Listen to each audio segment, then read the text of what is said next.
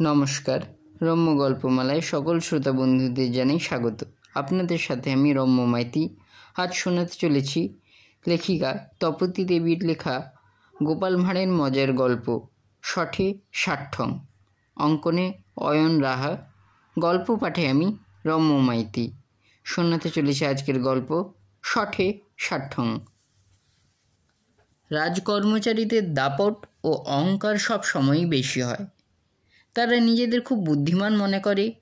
তবে মহারাজের ক্ষৌরকারের মনে আক্ষেপ ছিল, গোপালও যে জাতি, আমিও সেই জাতি।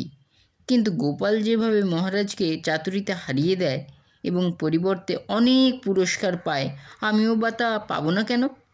গোপাল এবং মহারাজকে বুঝিয়ে দিতে হবে যে আমিও গোপালের চেয়ে কম চতুর এবং বুদ্ধিমান নই। গোপালকে কি করে জব্দ করা যায় এই ভেবে তার মাথায় চিন্তা ঘুরতে লাগলো। একদিন ক্ষৌরকার রাস্তা দিয়ে যেতে যেতে দেখল যে গোপাল বড় একটা রুই মাছ হাতে ঝুলিয়ে বাড়ির দিকে যাচ্ছে। সে তাড়াতাড়ি অন্য রাস্তা দিয়ে গিয়ে গোপালের সামনে এলো, এমনভাবে যেন গোপালের বাড়ি থেকেই আসছে। মুখে শোকের ভাব এনে ক্ষৌরকার বলল, এখনই আমি তোমার বাড়ি থেকে আসছি। তোমার বড় বিপদ।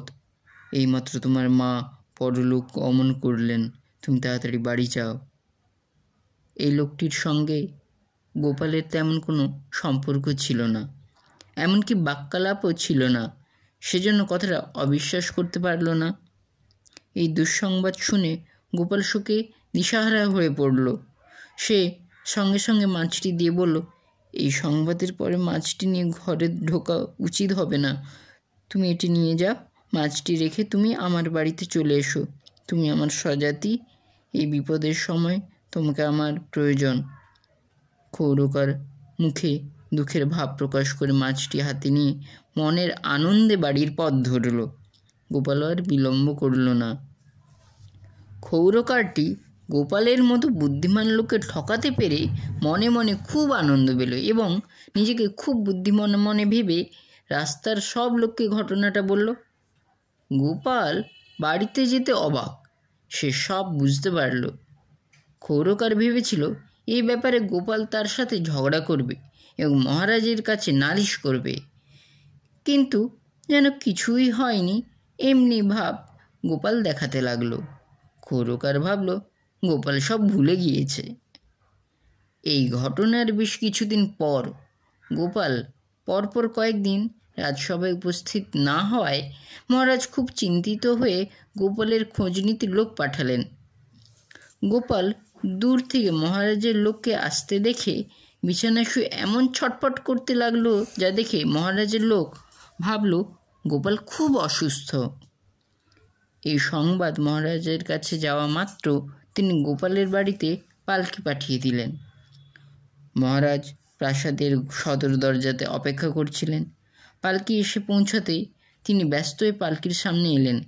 গোপাল অনেক কষ্টে পালকি থেকে নামল। মহারাজ বললেন, এখন কেমন বোধ করছো? মনে হচ্ছে ফোঁড়াটি তোমায় কষ্ট দিচ্ছে। হ্যাঁ মহারাজ, ফোঁড়া নিয়ে খুব অসুবিধা বোধ করছি। পেকেছে? মনে হয় পেকেছে, তবে কাটবার ব্যবস্থা করতে হয়। কাটাকাটিতে আমার বড় ভয় মহারাজ। না, তেমন কোনো ভয় নেই। আমার ক্ষৌরকার এ ব্যাপারে খুব ওস্তাদ। ডাক্তারকেও সে হার মানিয়ে দেবে। ক্ষৌরকার সেখানে ছিল। মহারাজের মুখে তার প্রশংসা শুনে সে আনন্দিত হলো দেখে গোপাল মনে মনে হাসল আর বিনীতভাবে বলল, মহারাজ, আমিও শুনেছি আপনি যখন বলছেন তখন কালই ফোঁড়াটি কাটিয়ে নেব। তাছাড়া একটা নালিশ আছে হুজুরের কাছে। তুমি অকপটে সব বলো, আমি নিশ্চয়ই বিচার করব। তোমার নালিশ বলে কথা।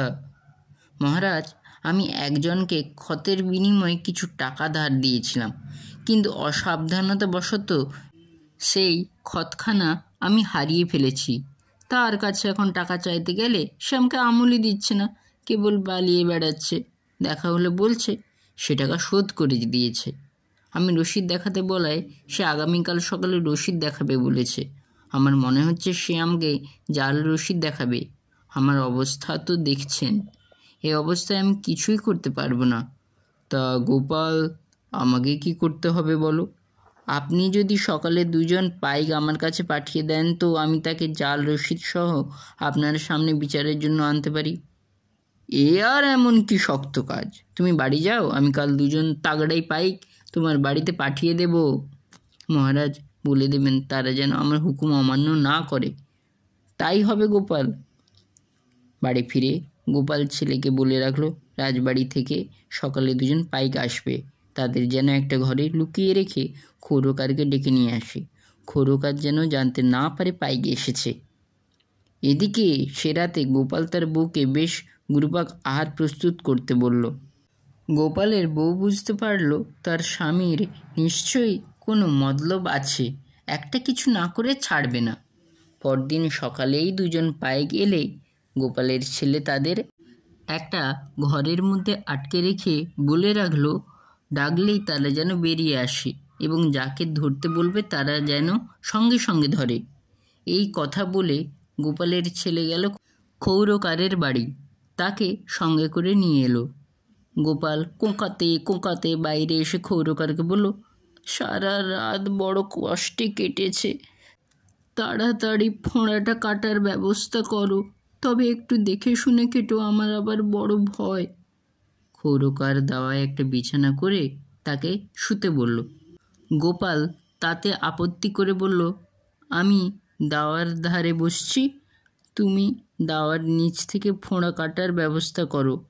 তুমি নরুনের সাহায্যে ফোঁড়ার উপর প্রলেপ আস্তে আস্তে তুলে ফেলো, দেখো যেন ফোঁড়ায় টান না পড়ে।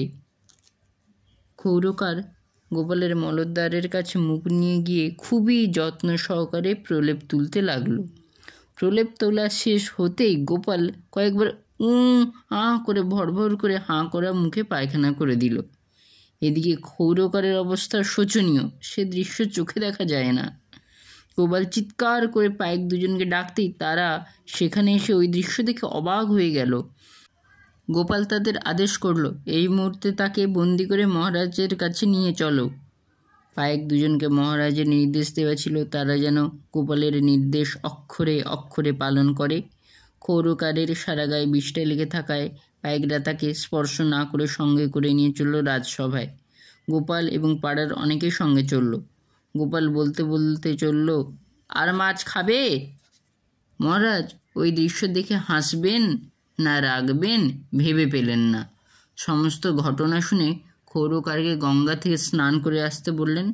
মহারাজ বললেন, তুমি গোপালের সঙ্গে লাগতে গিয়ে তোমাকে কি নাকাল হতে হলো দেখলে তো?